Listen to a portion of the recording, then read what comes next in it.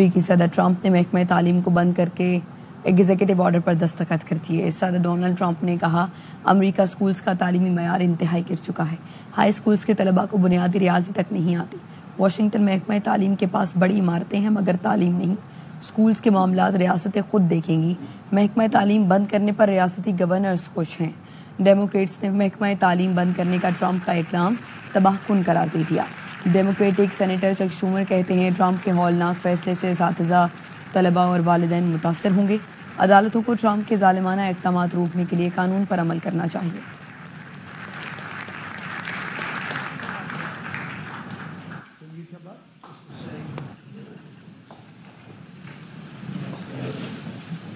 Pakistani نیاد Democrat doctor Asif ریاض قدیر صاحب ہمارے ساتھ موجود ہیں۔ سر بہت شکریہ آپ کے وقت کا۔ امریکی صدر ٹرمپ نے محکمہ تعلیم کو بند کرنے کے ایگزیکٹو آرڈر پر دستخط کر دیے، کیا کہیں گے آپ سر؟ دیکھیں، صدر ٹرمپ نے ایجوکیشن کو ڈسمنٹل کرنے کے لیے پہلا اقدام شروع کر دیا ہے، لیکن آپ یہ جانتے ہیں کہ ایجوکیشن بہت ضروری ہے اور اس طریقے سے ایجوکیشن متاثر ہوگی اور یہ بات بھی کورٹ میں جائے گی اور یہ فیصلہ کورٹ کریں گے کہ یہ فیصلہ اچھا ہے کہ نہیں۔ میں یہ آپ کو واضح کر دوں کہ بہت سے گورنر اس اقدامات سے خوش ہوں گے، لیکن اصل میں ایجوکیشن ایک بہت ضروری چیز ہے اور ایسی ایجوکیشن انسٹیٹیوشن کو ڈسمنٹل کرنا جو ہے ایک امریکہ کے عوام کے لیے مفاد میں بالکل نہیں ہے۔ لہٰذا یہ کورٹ میں چیلنج ہوگا اور یہ کورٹ میں اس کا فیصلہ جائے گا۔ ٹھیک، بہت شکریہ سر۔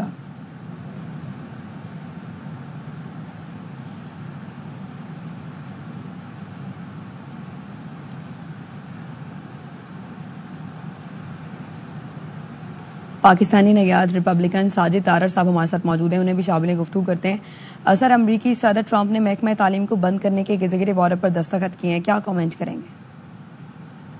دیکھیں، اس وقت امریکہ کے اندر جو محکمہ تعلیم ہے وہ پہلے بھی نان پرفارمنگ ہے۔ پچھلے 12 سال میں جو پالیسیاں وہاں انٹروڈیوس کرائی ہیں، بچوں کو جو تعلیم دی جاتی ہے وہ بلکہ میں بیان بھی نہیں کر سکتا کہ وہ کیا تعلیم ہے۔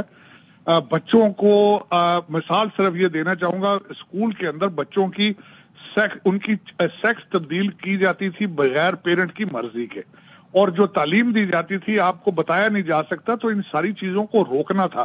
اور دوسرا، آج ڈونلڈ ٹرمپ صاحب نے خود بھی فرمایا ہے کہ ہم ساری دنیا سے میتھ میں بہت پیچھے ہیں، ہم ساری دنیا میں سب سے زیادہ پیسہ خرچ کر رہے ہیں تعلیم پہ، لیکن ہماری تعلیم جو ہے افیکٹو نہیں ہے۔ تو در حقیقت یہ سارا فیڈرل گورنمنٹ جو ہے یہ اس کا کیا دھرا تھا، تو ان کو اسٹیٹوں کو دیا گیا ہے تاکہ وہ خود اپنے حساب سے وہاں خرچ کر سکیں اور اس کو امپروو کر سکیں۔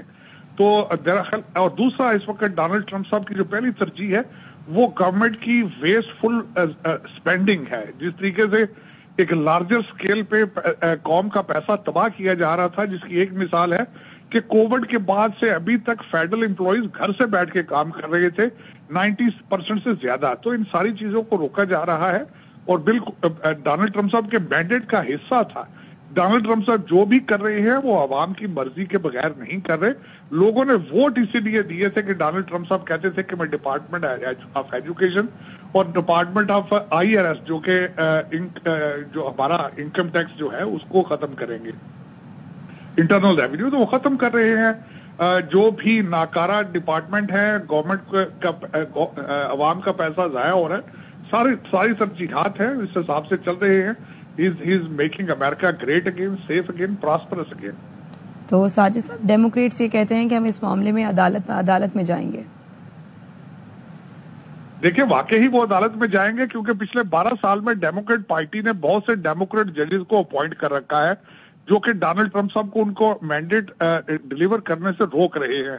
ان الیکٹڈ رولنگ ایلیٹ نہ صرف امریکہ بلکہ پوری دنیا میں ایک ایشو بن چکے ہیں جو کہ سوسائٹی کے لیے is not in the favour of the voters.